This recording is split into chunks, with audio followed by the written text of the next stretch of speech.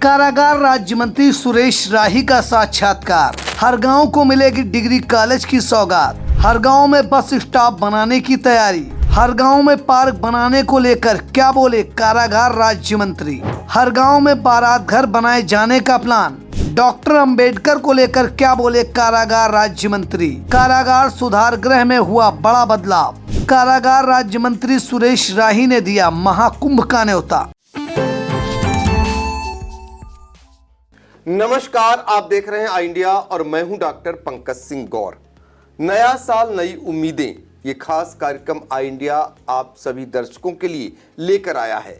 और आज आई इंडिया के स्टूडियो में खास मेहमान उत्तर प्रदेश सरकार के कारागार राज्य मंत्री और हर गांव से दूसरी बार विधायक सुरेश राही जी आए हुए हैं। पहले तो आपका बहुत बहुत स्वागत है। धन्यवाद, बहुत बहुत धन्यवाद आपका। मेरा पहला सवाल यह है कि दरअसल नया साल नई उम्मीदें, हर कोई नए साल की उम्मीदें लगाए बैठा है। ऐसे में हर गांव विधानसभा क्षेत्र के वो मतदाता जो आपको दूसरी बार चुने हैं और उनकी बहुत सारी उम्मीदें हैं, तो 25 में मंत्री जी उनकी उम्मीदों के लिए आपके पिटारे में क्या कुछ खास है? सबसे पहले तो मैं आप सभी को नव वर्ष की बधाई देता हूँ। और रही बात पिटारा जैसा शब्द हम लोग की सरकार में कोई नहीं है। हम लोग का जो भी काम है वो जनता के सामने है और लगातार हम लोग पिछले 7 साल से जो भी हम लोगों ने किया वो सब जनता के सामने आया है। जो जनता की अपेक्षाएं हम लोगों से रही, जिन चीज़ों से जनता अब तक वंचित रही, जो दूसरी सरकारें सिर्फ वोट ले लेकर अपनी सरकार तो बनाती रही लेकिन ना अपने वादों पे निभा पाई और ना जनता के हितों के लिए कोई कार्य किया। लेकिन जब से हमारी भारतीय जनता पार्टी की सरकार उत्तर प्रदेश में आई है और जो हम लोगों का एजेंडा रहा, जो हम लोगों ने चुनाव से पूर्व वादे किए, जो हमने बताया कि हम ये कार्य करेंगे और लगभग हमने सारे वो कार्य पूरे किए हैं और उनको पूरा करने का प्रयास कर रहे हैं। चाहे ज़मीन से कोई भी जुड़ी चीज़ आप देख लीजिए, चाहे आवास से रही हो, सड़क से रही हो, बिजली से रही हो, पानी से रही हो, हम लोग हर स्तर पे जो गांव की मूलभूत आवश्यकताएं हैं उसको पूरा करने का प्रयास कर रहे हैं। और बहुत सी जगह जो पानी की व्यवस्था थी, आज़ादी के बाद स्वच्छ जल पीने को उनको नहीं मिल रहा था, वो जो 10 फीट और 15 फीट पे जो हैंडपम्प लगा लिया करते थे और जिसपे पानी अच्छा नहीं आता था, जिससे बीमारियां फैलती थी, लोगों को रोग फैलते थे, उन सब चीज़ों को हम लोगों ने ख़त्म करने का प्रयास कर रहे हैं। लगातार अच्छी सुविधाएं जो जनता को चाहिए होती हैं, एक सरकार से उम्मीदें करते हैं लोग, उनको पूरा करने का हम लोग प्रयास कर रहे हैं। जी, तो देखिए बहुत सारे ऐसी सरकार की योजनाएं जिनको पूरा करने का प्रयास मंत्री का रहेगा। आपको बता दें कि सीतापुर से जब लखीमपुर जाते हैं तो आप देखते होंगे हर गांव में एक ओवरब्रिज बन रहा है। इसको लेकर हजार लोगों की ये मांग है कि ये पूरा हो जाए। जिलाधिकारी से ये बात भी रखी गई तो जिलाधिकारी ने भी कहा कि चूंकि रेलवे से कुछ काम अटका हुआ था उसे पूरा कराया जा रहा है, उस पर काम शुरू करा दिया गया है। तो 2025 में आपकी अपनी विधानसभा क्षेत्र में इस पुल का निर्माण हो जाएगा? देखिए, इस पुल के निर्माण में कई सारी रुकावटें आई हैं जी।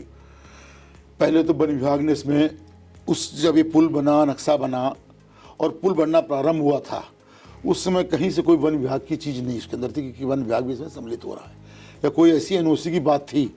लेकिन जब पुल आधे से ज़्यादा बन गया तो वहाँ पे वन विभाग ने रोड़े अटकाए जी। वन विभाग की सारी कमियां सरकार ने दूर कराई। उसके बाद रेलवे की कुछ प्रॉब्लम्स आई, हालांकि अब उन सभी चीज़ों को दूर कर लिया गया। हम लोगों ने लगातार उस पर प्रयास किया है और कई बार मैंने स्वयं विरोध किया है। जगह जगह जब बैठकें हुई मैंने उसमें भी इस चीज़ को काफ़ी ज़ोरदारी से उठाया कि उस पुल की वजह से कई दुर्घटनाएं हो रही हैं, कुछ लोगों की जानें भी चली गई हैं, जो कि बहुत दुखद रहा है। और इस वर्ष उम्मीद है कि सारी समस्याएं वहाँ से ख़त्म हो चुकी हैं और पुल का निर्माण इसी वर्ष में ये पुल चालू हो जाएगा।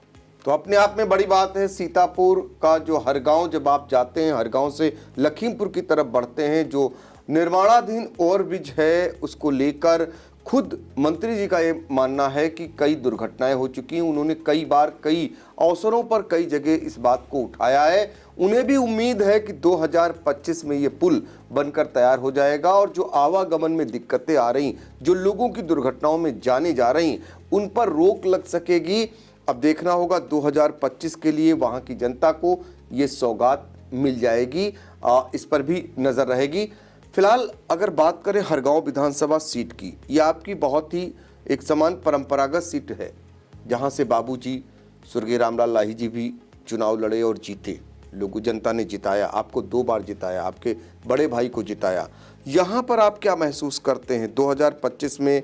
ऐसा क्या महसूस करते हैं कि इस इलाके में ऐसा हो जाए तो और लोगों को सहूलतें मिल जाएं? देखिए, जब से मैं फिर आप इससे एक बार वही बताऊंगा, हमारी सरकार, क्योंकि कहना पड़ता है, अगर हमारी सरकार ने कुछ किया तो हमको ये बताना जरूरी है कि हमारी सरकार ने किया है। बिल्कुल। देखिए, पूर्व की सरकारों में क्या सड़कों की हालत थी, बिजली की दशा क्या थी, सिंचाई की स्थिति क्या थी।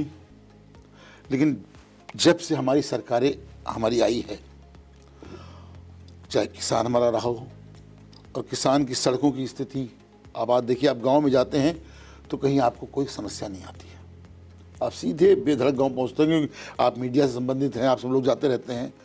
आप कोई समस्या नहीं है कि गांव, आप सीधे गांव के अंदर तक पहुंचते हैं, आपको साफ़ सुथरी पक्की सड़क मिलती है, आरसीसी की सड़क मिलती है, सब कुछ अच्छा व्यवस्था हम लोगों ने बनाई है। बहुत सी चीज़ें ऐसी हैं जो अभी पूरी हम नहीं कर पाए हैं, इसमें कोई दो राय नहीं है।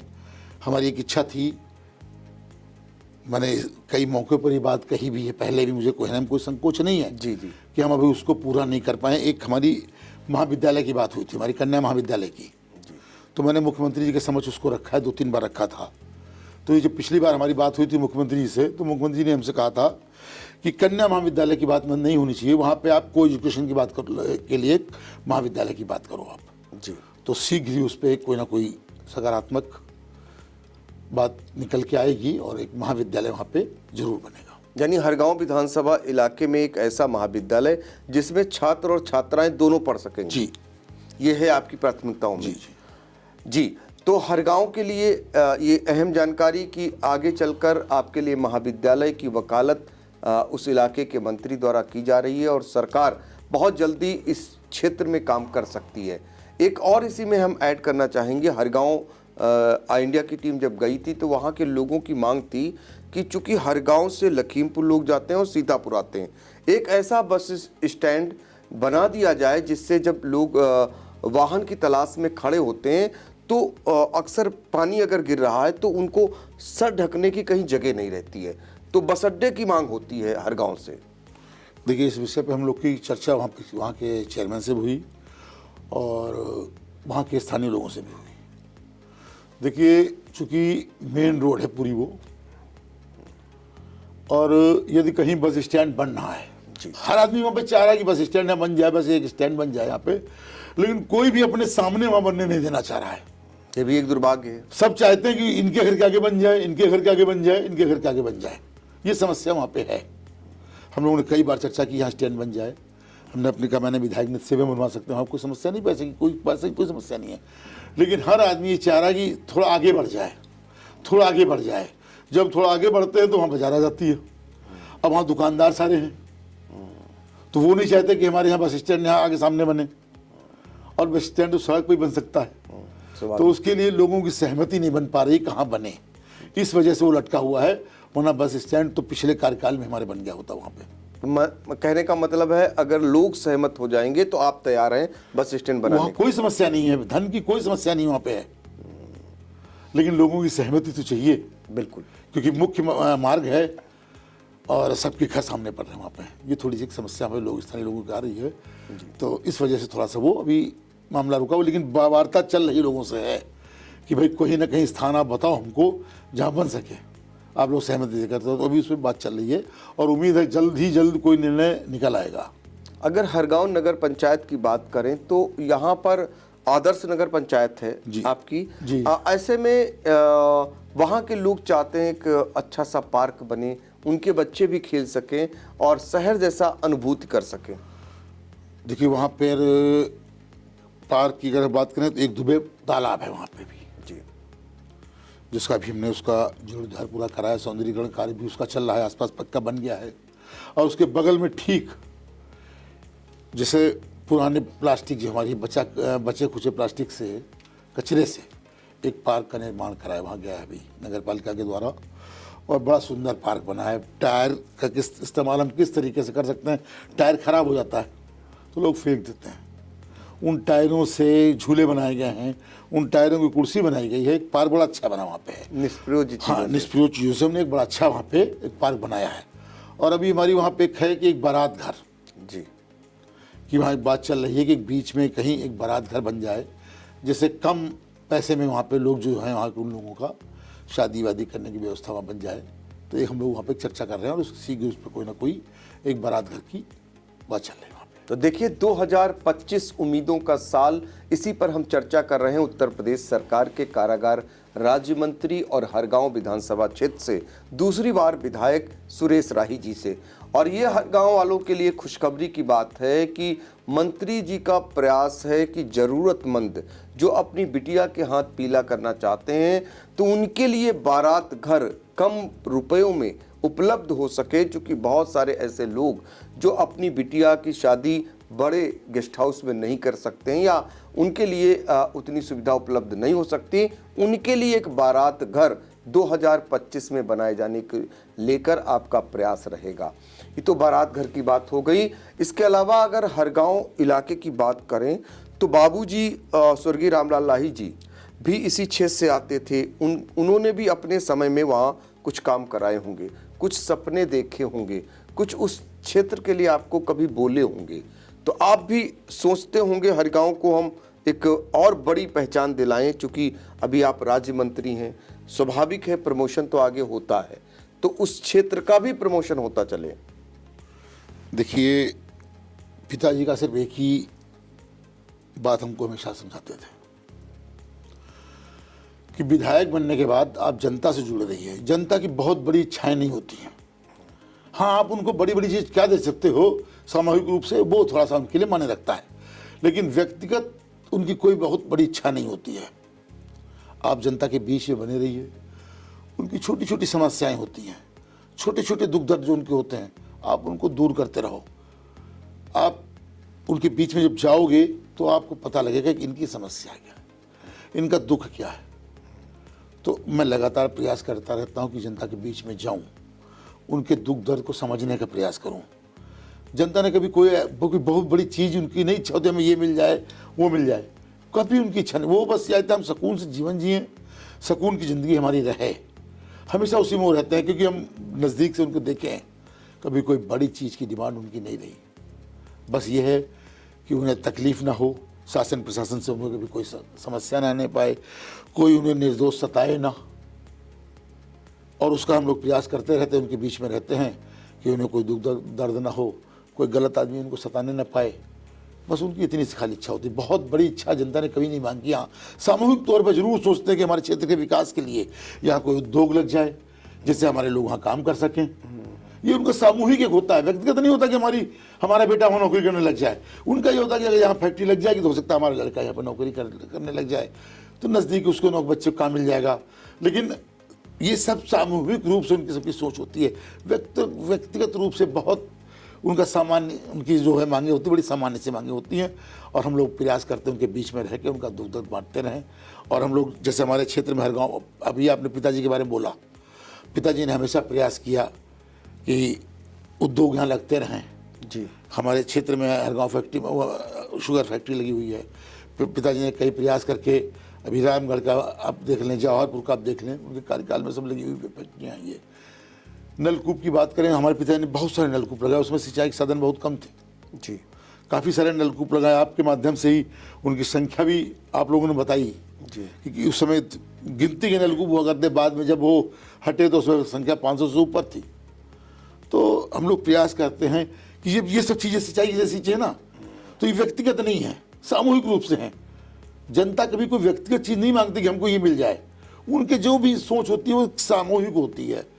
कि अगर बारात घर की मांगा उन्होंने तो एक सामूहिक चीज़ है, नलकूप मांगा तो एक सामूहिक चीज़ होती है। व्यक्तिगत तो उनका कुछ है ही नहीं, वो मानते ही नहीं कुछ है। वो तो एक सामान्य सा जीवन, बिना तनाव रहित जीवन, घर में सुख शांति हो, बस यही उनकी कामना होती है और यही हम लोग प्रार्थना भी करते हैं कि हमारे क्षेत्र में सुख शांति बनी रहे और जो भी अधिक से अधिक उद्योग या कुछ भी किसी भी प्रकार का हम लोग कोई वहाँ पे लाएं जिससे उनके लोग वहाँ काम कर सकें, उनके घर में खुशहाली रहे। अच्छा, सामूहिक दुख दर्द की बात बता रहे हैं, सामूहिक ज़रूरत की बात बता रहे हैं। कभी कभी लगता होगा क्षेत्र में सामूहिक किसी को कष्ट हो रहा है या दुख दर्द हो रहा है, तभी आप सड़कों पे उतर जाते हैं, क्योंकि आप इसके लिए पहचाने जाते हैं। कुछ ऐसे घटनाक्रम हुए जिसमें आप उनके लिए सड़कों पर आ गए एज ए मंत्री। देखिए, हम लोग जनता से जुड़े लोग हैं और आज हम जनता की बदौलत विधायक बने हैं, जनता की बदौलत हम मंत्री बने हैं। अगर जनता के दुख दर्द से हम लोग दूर रहेंगे तो ये संभव नहीं है। अगर उन्हें कोई कष्ट होगा तो हमको संघर्ष करना पड़ेगा। अगर हम संघर्ष नहीं करेंगे उनके लिए तो कैसे काम चलेगा, क्योंकि ये जनता ही है जो हमको यहाँ तक पहुँचाती है। अगर जनता को कोई कष्ट दे रहा है कोई, तो हमें संघर्ष तो करना ही पड़ेगा और हम उसके लिए हमेशा तैयार रहते हैं। हम कभी भी नहीं डरे, ना हमारे पिताजी कभी डरे कि हम सत्ता में हैं या क्या है। नहीं, संघर्ष करना पड़ेगा। संघर्ष सत्ता कभी नहीं मना करती, कभी सरकार ने मना नहीं किया कि आप संघर्ष का रास्ता अख्तियार मत करो।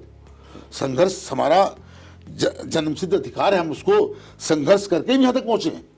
अगर हम संघर्ष भूल जाएंगे सत्ता में आने के बाद, हम संघर्ष करना भूल जाएंगे, कैसे संभव है? संघर्ष तो निरंतर जारी रहता है। अगर आप संघर्ष करना छोड़ देंगे तो फिर आगे आप कैसे बढ़ेंगे? जनता तो फिर जहाँ वहीं रह जाएगी ना। हम संघर्ष करते हैं जनता को आगे बढ़ाने के लिए। जब हम जनता का संघर्ष, तभी तो जनता हमारे साथ देती है। आज हमारी भारतीय जनता पार्टी सरकार लगातार बन रही है तो ये भारतीय जनता पार्टी के संघर्ष के कारण तो जनता हमारा साथ दे रही है। हम लगातार संघर्ष कर रहे हैं उनके लिए, तभी तो हमारी लगातार सरकारें बन रही हैं। आज हमारी उत्तर प्रदेश में लगातार दूसरी बार सरकार बनी है।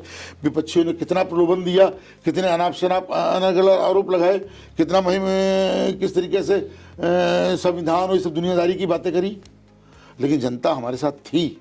ठीक है, कुछ लोग बरगले बीच में बरगला गए, चले गए इधर उधर, लेकिन फिर भी सरकार अंततः हमारी बनी, क्योंकि लोगों को विश्वास था कि ये भारतीय जनता पार्टी के लोग संघर्ष कर सकते हैं जनता के लिए। हम जनता के लिए लड़ना जानते हैं। जरूरत पड़ेगी, हम लोग सत्ता में हैं, उसके बावजूद भी जनता के लिए लड़ते हैं। तो लगा आपको कि लोकसभा चुनाव में विपक्षियों के बहकावे में लोग आ गए? हाँ बिल्कुल, उन्होंने ऐसा आडंबर फैला दिया चारों तरफ कि संविधान बदल रहे हैं, आरक्षण खत्म हो जाएगा। ये संभव है क्या? लोगों ने किया और वो जमीन तक पहुंचा दी इस बात को, और जनता को लगा कि शायद यहाँ आरक्षण बदल देंगे, लेकिन ये संभव नहीं है, कभी हो ही नहीं सकता। तो 24 की भरपाई कर लेंगे आप लोग 27 में? नहीं, इस बार जनता को पता, अभी आपने उपचुनाव देखे, जनता जान गई कि हमको किस तरीके से बरगलाया गया था।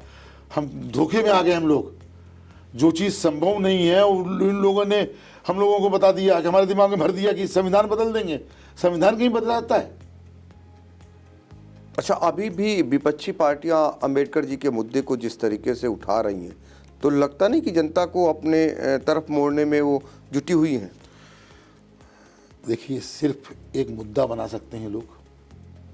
अंबेडकर जी का सम्मान आज़ादी के बाद कितनी बार कांग्रेस ने किया, उनको लोकसभा तक तो पहुंचने नहीं दिया। किस तरीके से उनका अपमान किया गया बार बार। अगर इतना ही उनका वो था, अंबेडकर जी का सम्मान कर रहे थे, तो क्यों नहीं लोकसभा में ले आए? संविधान सभा में उनको लाने के श्रेय तो पटेल जी का और गांधी जी का था। ये आप भी जानते हो अच्छी तरीके से। कांग्रेस का कोई रोल नहीं उसमें था, वो तो चाहते नहीं थे। लेकिन अगर कांग्रेस चाहती तो अंबेडकर जी का सम्मान करने के लिए उनको लोकसभा में लाती, उनके खिलाफ थोड़ा ना लाती थी 85, उनको हराने का काम किया। कभी भी अंबेडकर जी को उन्होंने नहीं अपनाया कांग्रेसियों ने, हमेशा उनका विरोध किया। अच्छा, वो कहते हैं कि भाजपा ने अपमान किया। कब किया? भाजपा पंचतीर्थ का निर्माण किसने किया? अंबेडकर जी का स्मारक कौन बना रहा है? आज हम लोग जहां भी जाते हैं, अंबेडकर जी की क्या इच्छा थी? आप एक साधारण सी बात मैं बोलूंगा आपको, गांधी जी की क्या इच्छा थी, गांधी जी की क्या विचार थे, गांधी जी की क्या सोच थी, अंबेडकर जी क्या सोचते थे? हमारे पंडित दीनदयाल उपाध्याय जी क्या सोचते थे? सभी की इच्छा एक थी, तो गरीब शोषित वर्ग आगे बढ़े, सरकार की जो योजनाएं आए वो गरीबों के लिए बने और वो उन तक पहुंचे, यही तो उनकी सोच थी। गांधी जी हमेशा दलितों के बीच में रहे, उनको बढ़ाने का काम कर रहे थे। पंडित अम्बेडकर जी भी तो पूरा जीवन ही करते रहे कि किस तरीके से उन्होंने संविधान में हम लोग को जगह दी कि ये शोषित लोगों को आगे बढ़ाया जाए। पंडित दीनदयाल उपाध्याय जी भी तो इशारे थे कि जब तक गांव के अंतिम व्यक्ति तक सरकार की योजनाएं नहीं पहुंचेंगी तब तक गांव का विकास संभव नहीं है। और हम भारतीय जनता पार्टी क्या कर रही है? भारतीय जनता पार्टी तो वही कर रही है, गांधी जी को, अंबेडकर जी के विचारों को, पंडित दीनदयाल उपाध्याय जी के विचारों को ही तो हम लोग आगे बढ़ा रहे हैं। ये अंबेडकर जी का तो सपना था जिसको हम लोग बढ़ाने का काम कर रहे हैं आगे। आज एक गांव में जो आवास गरीबों को, दलितों को मिले हैं, तो ये अंबेडकर जी की तो देन है, ये सोच थी, गांधी जी की सोच थी कि इनका जीवन स्तर कैसे आगे बढ़ाया जाए, कैसे इनको मुख्य धारा में लाया जाएगा। झोपड़ी में रहने वाले को आप कैसे सोच सकते हैं मुख्य धारा में आएगा? अरे पहले उसको हम इस लायक तो बनाएं, उसके घर में लाइट तो आए, उसके घर में बिजली तो आए, उसका बच्चा पढ़ लिख तो पाए। अरे पढ़ लिख नहीं पाएगा, खाली भाई राशन से उसके घर में क्या चूल्हा जल जाएगा? उसका बच्चा तरक्की कर जाएगा? अरे घर में जब बिजली नहीं होगी तो पढ़े कहाँ से बच्चा? सरकार, भारतीय जनता पार्टी की सरकार अंबेडकर जी के विचारों को ही आगे बढ़ा रही है। अच्छा, सपना होता था पहले बिजली, अब जिस तरीके से गांव में जाल बिछाया गया है, बिजली घर घर तक पहुंचाई गई है, जब आपका अपना बाल्यकाल था तब क्या हालात होते थे? जब हम लोग छोटे थे तो हमारे गांव में सिर्फ एक पोल लगा हुआ था, वो भी हमारे घर तक आया था, एक बल्ब जलता था। और वो भी कभी कभी क्योंकि पिताजी सांसद थे तो गांव तक, घर के आगे तक एक खंभा पहुंचा देते, लकड़ी खंभा लगा हुआ था। मुझे अच्छी तरीके से किस सन की बात है? ये बहुत पुरानी बात है, छोटे भर की बात आ रहा हूँ। अच्छा। तो एक खंभा, उसमें बल्ब लगा था, वो भी कभी कभी चलता था। आज आप विपक्ष बोलता है कौन से आपने कारखाने बना लिए, कल कारखाने में जहां से बिजली पैदा कर रहे हो आप? हमने कुछ नहीं बनाया। हमने 19 जो आप पहले से थे, हमने 19 में सुधार करके 19 से पूरी जनता को बिजली दे रहे हैं और नए तैयार कर रहे हैं कारखाने, ताकि जो हमने ये चालू किया है मिशन, इसमें कमी ना आने पाए। एक इच्छा शक्ति होनी चाहिए। जब हम सरकार बनाते हैं तो हम सब जो बताते हैं जनता को कि हम आपके लिए ये करेंगे, हम आपके लिए ये लेके आएंगे, हम आपके बच्चों के लिए ये लेके आएंगे, जनता वोट हमको देती कि नहीं, ये लोग आएंगे तो हमारा भविष्य आगे बढ़ेगा, हमारे बच्चे का भविष्य आगे बढ़ेगा। वो सिर्फ एक बच्चे का भविष्य नहीं होता है, वो देश का भविष्य होता है। अगर आप सही मायने में जाएं, अगर जो, तो बच्चा जब आगे बढ़ेगा तभी देश आगे बढ़ेगा। तरक्की, देश की तरक्की, किसी भी देश की तरक्की वहाँ के इंसान से होती है। इंसान मजबूत होगा, देश मजबूत होगा। हमारी सरकार वही कर रही है। हम पहले अपने गरीब लोगों को मजबूत कर रहे हैं, उनके घर में बिजली, उनके बच्चे पढ़ाई कर सकें। अगर पढ़ाई नहीं करेगा तो क्या आगे बढ़ेगा? कभी किसी ने ध्यान दिया? आपने बताया जो सरकारें उस समय आई, अगर उस समय शिक्षा नीति बहुत अच्छी हो गई होती, सब बच्चे स्कूलों पे ध्यान दिया गया होता, पढ़ाई पे ध्यान दिया गया होता, तो शायद हम लोग 30-35 साल के अंदर विकसित भारत बन सकते थे। लेकिन उस समय किसी ने ध्यान ही नहीं दिया। हम जहाँ पे थे वहीं रहे। हमारी जनता को जो सुख सुविधाओं के लिए जो सोचा था, अपेक्षाएं जिन्होंने देश आज़ाद कराया था कि हमारा भारत चूँकि सोने की चिड़िया कहा जाता था, हम बहुत जल्दी अग्रणी श्रेणी में होते, आगे की लाइन में पहुँच जाते हम लोग, लेकिन नहीं पहुँच पाए। क्योंकि उन लोगों की जो सोच रही, मुझे नहीं लगता आप क्या सोच रहे हैं, लोग क्या सोचेंगे, उनकी सोच जहाँ तक मुझे लगता है अपने प्रति ज़्यादा रही और देश के प्रति कम रही। शायद उनकी सोच ये रही होगी, अगर ये लोग पढ़ लिख जाएंगे तो कहीं अधिकार ना मांगने लग जाएं, कहीं जागरूक ना हो जाएं, हर चीज़ का हिसाब ना मांगने लग जाएं, तो शायद इसलिए शिक्षा उन लोगों ने नहीं दी होगी। लेकिन मोदी जी की सरकार में ऐसा नहीं है। आज शिक्षा सब जगह पहुंच रही है। आज आप विद्यालयों को देखिए, कितने साफ सुथरे विद्यालय हम लोग बना रहे हैं, कुछ अलग नहीं कर रहे हैं। हाँ, एक नया प्रयोग है, नवाचार है कि बच्चा स्कूल में कैसे आए। एक सुंदर सा विद्यालय होना चाहिए। अगर टूटे विद्यालय में बोल दिया आप खेलने चले जाओ, आप नहीं जाओगे। लेकिन एक साफ सुथरी जगह पे जाओ, एक रंगा पूरा स्कूल आपको मिल जाए, अच्छे अच्छे चित्र बने हो, तो आप उनको देखने बच्चा जाता है, बैठता है वहाँ, देखता है, समझता है। तो कुल मिला के काम के दम पर आप विपक्ष को मात देंगे? बिल्कुल निश्चित रूप से। और काम, हमारे काम का कोई तोड़ नहीं है, जनता जानती है। ये जो उपचुनाव हुए इसमें आपने देखा जनता ने किस तरह हम लोग का साथ दिया। हम लोग जमीन में रहने वाले लोग हैं, लेकिन विपक्षी दलों का ये मानना है कि उपचुनाव का कोई पैमाना नहीं होता, ये सत्ता अपने दम पर जीत लेती है। क्यों, जब ये उपचुनाव जीतते हैं तभी बोलते हैं जनता बदल गई, जनता हमारी तरफ आ गई, तब ऐसा नहीं है। जनता वही है, जनता को पता लग जाता है कि हम बरगला गए थे पिछली बार, हमको धोखा दिया गया था, और इस बार वो हम गलती नहीं करेंगे। जनता बहुत समझदार है, लेकिन हाँ कभी कभी कुछ गलत बातें लोग समझा देते हैं और समझ जाती है, लेकिन हर बार ऐसा नहीं होता है। आप एक बार झूठ बोल सकते हैं, 2 बार झूठ बोल के सरकार बना लेंगे, लेकिन बार बार नहीं कर सकते आप। और यही हुआ, हम लोगों ने जनता की बात रखी, जनता को लगा कि हम सही जगह पहुँचे हैं और हम लोग बराबर सरकार में हैं। 2025 जो महाकुंभ आयोजित हो रहा है, इसको लेकर राज्य सरकार की ओर से आप झारखंड पहुंचे हुए थे आमंत्रण देने के लिए। वहां के मुख्यमंत्री समेत तमाम नेताओं से आप मिले, आपने आमंत्रण दिया, क्या आमंत्रित किया उन्हें, उन्होंने क्या कहा? बहुत अच्छा सकारात्मक रहा। वहाँ पे हम लोग का मुलाकात हुई और माननीय मुख्यमंत्री जी ने आश्वासन दिया कि हम लोग समय निकाल कर अवश्य पहुँचेंगे और ज़रूर जनता में हम आपकी बात को पहुँचाएंगे। और बड़ा सकारात्मक रहा। वहाँ पे हम लोग गवर्नर साहब से मिले और बाबा बैद्यनाथ धाम में भी गए। वहाँ पे जो पुजारी लोग थे उनको भी हम लोगों ने आमंत्रित किया। वहाँ पे वो भी सब बड़ा उत्साहित थे कि हम लोग इस बार कुंभ में आएंगे, और सभी लोग जानना चाह रहे थे वहाँ पे क्या इस बार आप लोग कर रहे हैं, जो मुख्य था क्या। तो हम लोगों ने जिनसे पूछा कि आप 2019 में आप लोग गए थे, तो बहुत से लोगों ने बोला नहीं गए थे। तो हमने कहा आप टीवी के माध्यम से, लोगों मीडिया के माध्यम से तो जानकारी आपको होगी। बोले हाँ वो जानकारी है कि हाँ बड़ा अच्छा कार्यक्रम हुआ था, वहाँ बहुत कोई भीड़ भाड़ नहीं थी और इतनी भीड़ आई थी कि पता ही नहीं लगा। तो हम लोगों ने ऐसी व्यवस्था हम लोगों ने बनाई थी कि कितना भी जन सैलाब आ जाए पता ही नहीं लगेगा, कि सबकी डाइवर्ट कर रखा था हर जगह से कि भीड़ एक जगह इकट्ठी ना होने पाए। और इस बार तो हम लोगों ने जो कुंभ का जो है उससे 1.5 गुना जगह ली है। पार्किंग स्थल इतना बड़ा बना दिया, 1.5 गुना पार्किंग स्थल ही हो गया है। पूरा गंगा के किनारे का लगभग इतना लंबा कॉरिडोर बना दिया गया है जी। और इस बार सबसे बड़ा जो प्रयोग प्लास्टिक मुक्त महाकुंभ, प्लास्टिक मुक्त किया गया बिल्कुल है। और जो व्यवस्थाएं हैं आप लोग के माध्यम से जनता देख रही है किस तरीके से, और वहाँ मुख्यमंत्री जी स्वयं वहाँ रुचि लेकर बराबर निगरानी कर रहे हैं। और ये कुंभ बहुत, एक चीज़ मैं आपके चैनल के माध्यम से कहना चाहूँगा, ये कोई राजनीति का विषय नहीं है। कुंभ एक राजनीति का विषय नहीं है, ये श्रद्धा और धार्मिक बात है।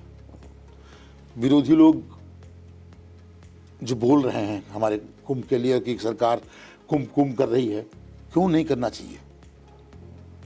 कि सरकार में आने के बाद आप अपने धर्म को भूल जाते हैं, अपने संस्कार को आप भूल जाते हैं।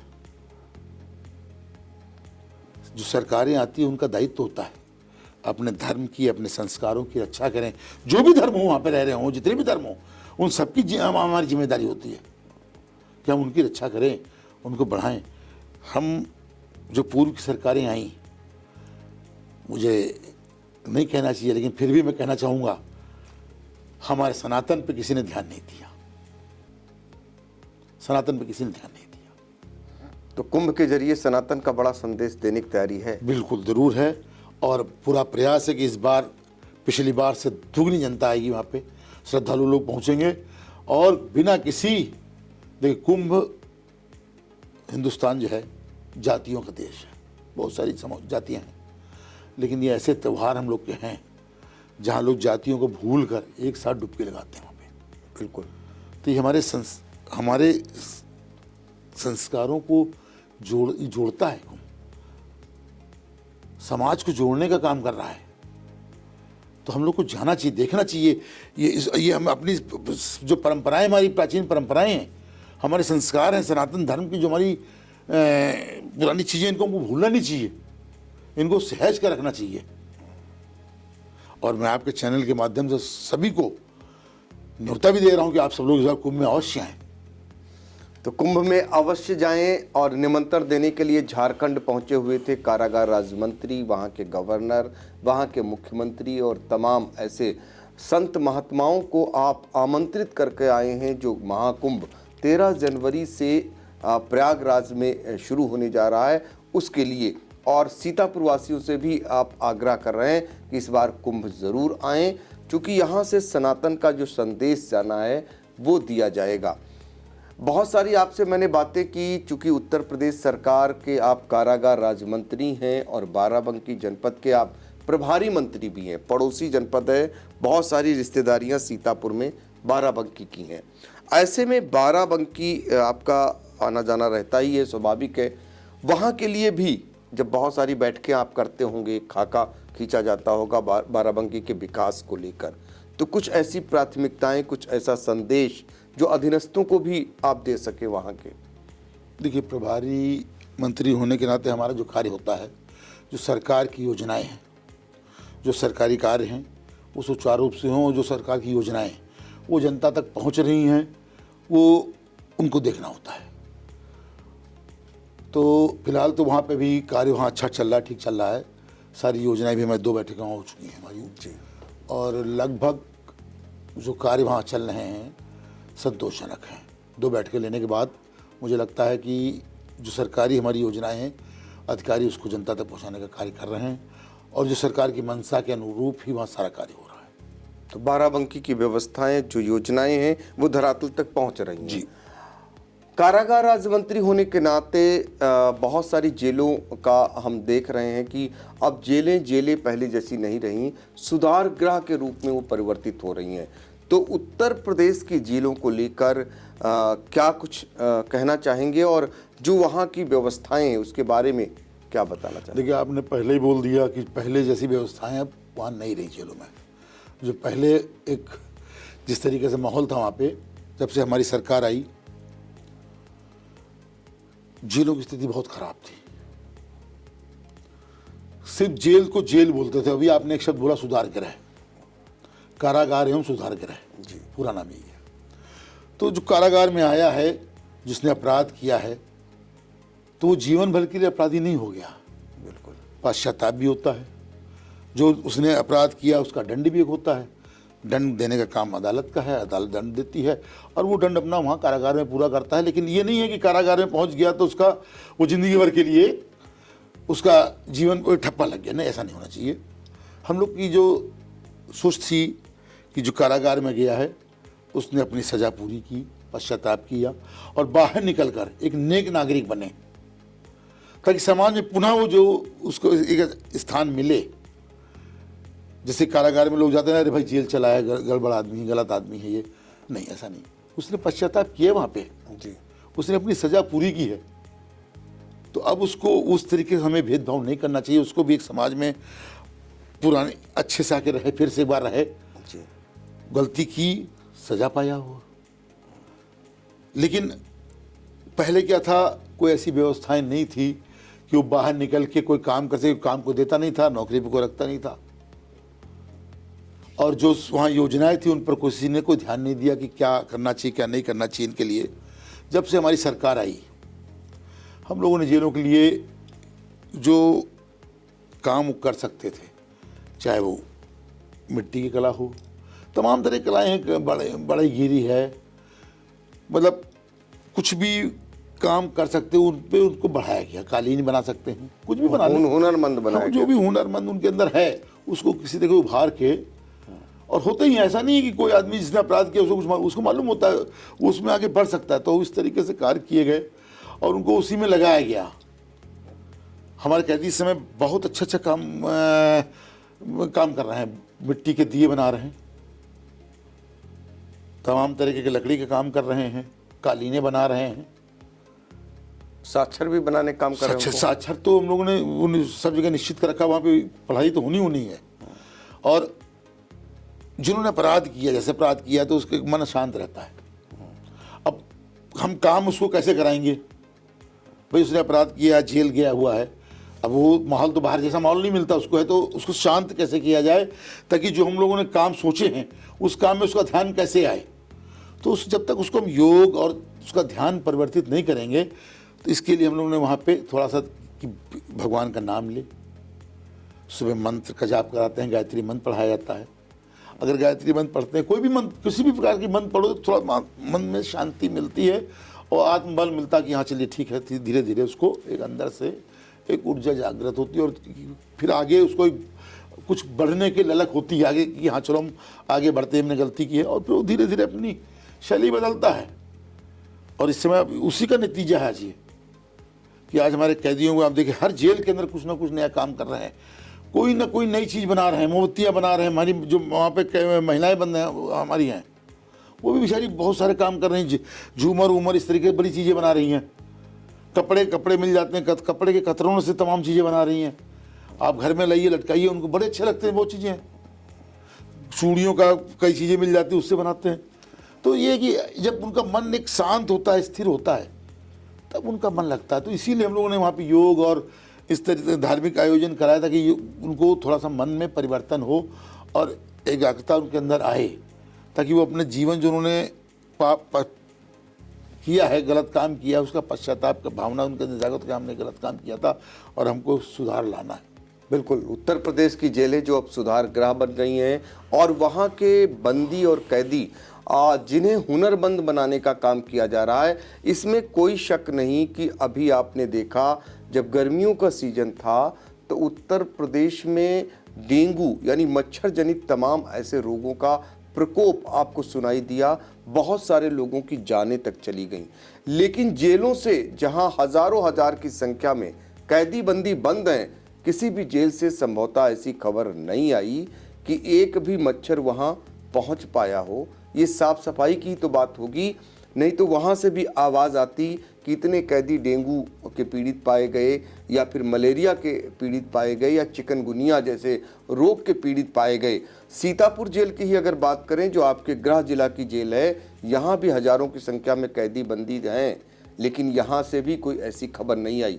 तो ऐसे इंतज़ाम कहेंगे या इतनी साफ सफाई कहेंगे कि वहाँ मच्छर तक को प्रवेश नहीं आपने देने दिया। देखिए साफ सफाई तो आप बाहर से देखते हैं कि कितनी हम लोग करा रहे हैं। अगर हम लोग शौचालय तक का ध्यान रखते हैं। की ये नहीं कि खाली ऊपर की बाहर की सफाई, हम लोग जो रोज मतलब जहाँ रोज इस्तेमाल करते हैं शौचालय का, हम लोग शौचालय का भी वहाँ ध्यान रखते हैं कि शौचालय भी साफ हो, ताकि किसी भी प्रकार की बीमारी ना फैलने पाए। मतलब पूरा ध्यान जो मैनुअल में हम लोग ने है पूरा शुरू से कि ये चीज़ होनी चाहिए, वो पूरा हो रही है। वहाँ पे आप जाएंगे, वहाँ पे किसी भी प्रकार का कोई कीड़ा मकोड़ा को नजर नहीं आएगा। अभी आपने स्वयं बताया मच्छर, बिल्कुल। और अब तो वहाँ पे मतलब हर चीज़ वहाँ शांत, सब कुछ बढ़िया है वहाँ पे। हम तो जाते रहते जेलों में गए हैं, कहीं कोई किसी भी प्रकार की कोई शिकायत नहीं आती है। तो लगता है सब बहुत अच्छे से। हाँ देखिए, ये सब चीज़ एक चीज़ है, इसमें एक चीज़ है, मुखिया आपका कैसा है, ये सब मुखिया पे डिपेंड करता है, जिसको लीड कर रहा है। जो हमारे आदरणीय प्रदेश के मुख्यमंत्री आदरणीय योगी आदित्यनाथ जी के नेतृत्व में हम लोग कार्य कर रहे हैं, और ये उसी का असर है कि सब काम बेहतरीन ढंग से हो रहा है, अच्छे से हो रहा है। जो मैनुअल में है वो पूरा प्रॉपर उसको फॉलो किया जाता है और कहीं से कोई शिकायत नहीं आती। तो देखिए, कहते हैं कि जैसा राजा वैसी प्रजा, ये आपका कहना है कि जब राजा अच्छा होता तो प्रजा अच्छी होगी ही। तो यही कारण है कि जो नेतृत्व प्रदेश का कर रहे हैं, उसके कारण जेलों में जो बदलाव आपको देखने को मिल रहा है। वाकई में जेलों की अगर बात करते हैं तो निश्चित तौर पर जो लोग भी गए होंगे वहाँ जाने के बाद उनको ये अनुभूति होती है, जैसा पहले वो सुनते आए हैं या देखते आए हैं, अब जेलों में वैसा उन्हें शायद देखने और सुनने को नहीं मिल रहा है। आखिर में चलते चलते फिर एक बार 2025 नया साल, नई उम्मीदें, जो खासकर हरगांव विधानसभा क्षेत्र के वासी लगाए बैठे हैं अपने मंत्री से। तो हम चाहेंगे कि आई इंडिया के कमेंट बॉक्स में जाकर अपनी राय, अपना सुझाव जरूर रख सकते हैं और उन सुझावों पर मंत्री जी अमल भी करेंगे। अगर कोई ऐसी बात जो उन तक नहीं पहुंची है या हम नहीं पहुंचा पाए हैं, तो आप अगर सुझाव देंगे, चूँकि आपने कहा है कि वो मंत्री ज़रूर हैं लेकिन जनता के लिए उनके द्वार खुले हुए हैं, तो कुछ ऐसी बात जो लास्ट में चलते चलते आप अपनी जनता जनार्दन से कह सकते हैं, आप अपील कर सकते हैं, कोई संदेश दे सकते हैं। देखिए, सबसे पहले तो मैं आप सबको पुनः नववर्ष की शुभकामनाएं देता हूं। मेरा पूरा प्रयास ये रहा है कि हमेशा आप लोग के बीच में रहूं। जाने अनजाने में कभी त्रुटियां हो जाती हैं, क्योंकि हम भी इंसान हैं और त्रुटियों हमसे भी हो सकती हैं। तो यदि कभी कोई त्रुटि हो गई हो, कोई चीज़ हम न जान पाए हो, कभी आपका हमसे दिल दुखा हो, हमारे कृत्य से, हमारे किसी साथी से कृत्य से आपका दिल दुखा हो, तो उसको हमें बताएं ज़रूर। हम निश्चित रूप से उसमें सुधार करने का प्रयास करेंगे। कोई समस्या आपकी है तो जब तक हम तक पहुँचेगी नहीं, हमें जानकारी नहीं हो पाती है, क्योंकि आप कोई चीज़ है, छुपाइए मत उसको, हमें बताइए। हम पूरा प्रयास करेंगे वो समस्या आपकी दूर हो। और मैं फिर आपसे एक बार बोलना चाहूँगा, सदैव हम लोग, आप ये राही परिवार सदैव आपकी सेवा में तत्पर है और हमेशा रहेगा। आपने जो राही परिवार को प्यार दिया है, हम हमेशा राही परिवार उसका हमेशा ऋणी रहेगा। और जिस तरीके से पिताजी आप लोग की सेवा करते रहे, हमारी माताजी ने आप लोगों की सेवा की, उसी तरीके से मैं भी आप लोगों की सेवा के लिए हमेशा तत्पर हूँ और हमेशा रहूँगा। आपके साथ कंधे से कंधा मिलाकर हर संघर्ष में आपके साथ हूँ। तो देखिए, राही परिवार जो जाना पहचाना आपके बीच में है और बरसों बरस से है, उसी परिवार के आज सुरेश राही जी जो उत्तर प्रदेश सरकार में मंत्री हैं, उनका जनता से सीधे साफ गोई शब्दों में कह दिया गया है कि जो भी उनसे त्रुटि हुई हो उसके लिए वो तैयार हैं, बशर्ते उन तक बात पहुंचनी चाहिए और सीधी उनसे बात कर सकते हैं। तो हमारा सुझाव आप सभी से यही है कि आप अपने सुझाव रख सकते हैं कमेंट बॉक्स में जाकर, और हम उम्मीद करेंगे हर गांव के लिए आपकी जो मंशा है या आपके जो मन में है उस क्षेत्र के विकास के लिए वो पूरी हो। और हमारी भी नज़र रहेगी 2025 पर। फिर हम मिलेंगे 2026 में, और जो बहुत सारे ऐसे कार्य जो आप करने को आतुर हैं उनके सवालों को भी हम जानेंगे, उनके बारे में भी आपसे फिर एक बार मुखातिब होंगे। फिलहाल आपने आई इंडिया से बातचीत की, आपका बहुत बहुत शुक्रिया। धन्यवाद।